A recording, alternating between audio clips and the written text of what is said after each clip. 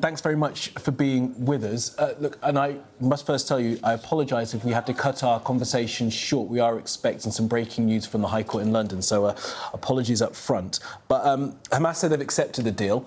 Should Netanyahu do the same? Probably yes, Kamal.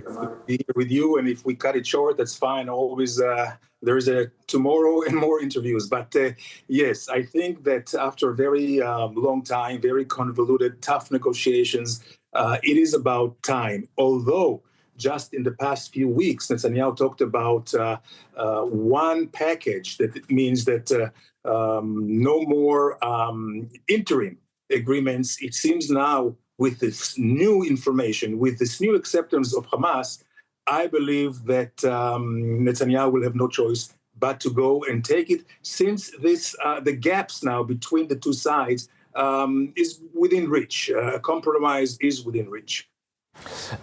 The acceptance by Hamas seemed to come in the sequencing shortly after Donald Trump had said on his social media that the only way to get all the hostages back was to essentially smash Hamas. I mean, many in Israel will say that it's the pressure telling on Hamas, but this deal, as far as I am aware, does not release all the hostages in one go, which I know. Was that not one of the main points put forward by the Israeli side? Yeah. This is a very sore point, not just for the Israeli government, for the entire Israeli people. We are our brother's keeper, and there is a big value here that we have to save any soul from misery, from captivity, from bondage.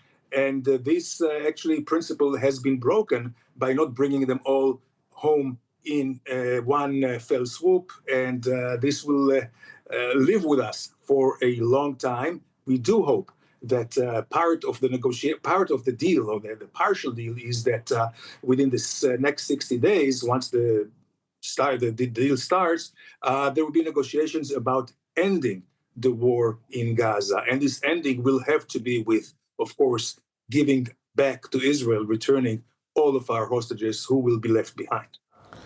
And the other side of this, of course, is the release of Palestinian prisoners. Is it clear at this stage how many prisoners will be released? Well, this was one of the sticking points, Kamali, before. And see, Israel has some, red lines when it comes to terrorists who have blood on their hands, who have been killing and, children or families. So there is a, pull and push here. But I think that by and large, the formula would be probably for each Israeli hostage, there would be probably a few dozens Palestinian terrorists who are in jail in Israel now. Do you know, and has it been discussed in Israel, whether one specific individual, Mr. Barghouti, would be released as part of this? Marwan Barghouti. Yeah, well, I don't think he is part of the negotiations.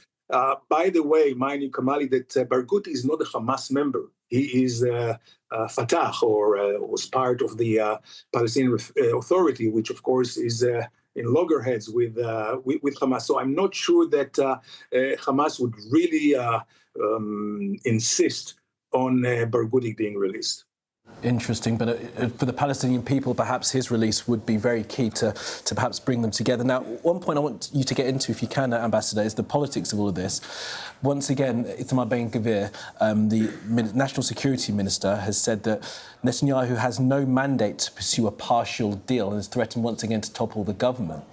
Is that still credible at this stage, with all that we have seen, some 60,000 dead in Gaza, huge protests on the streets demanding an end to the war from the Israeli people? Can Mr. Ben-Gvir continue to threaten to topple the government and hold Netanyahu to that? Yes, Kamali, the short answer is no. I don't think he holds the cards as he did a few months ago. First of all, the Knesset, our parliament, is in recess, whereby Netanyahu has until the end of October time to negotiate any kind of political deal, whether it's with Itamar Ben-Gvir or any other faction in the government.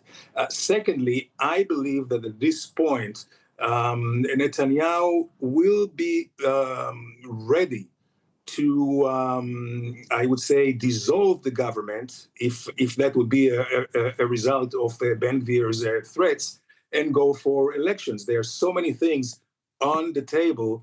And he probably would like to go on a positive agenda to elections. A positive agenda would mean maybe peace with Saudi Arabia.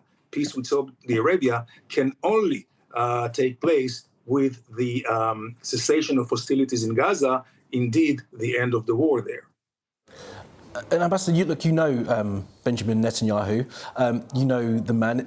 Have you seen a change in him? What do you think of some of the decisions that have been made recently? I mean, the threat to reoccupy Gaza, other decisions not to perhaps bring the war to an end when it could have been done so. Has there been a change in the way that he is sought to prosecute the war, certainly in the last few months? Well, I would say that what I have seen is, and this is part of the, I would say, the political bind that Netanyahu is in. His government is very much dependent on the two radical right-wing parties, Ben Gvir and the other guy.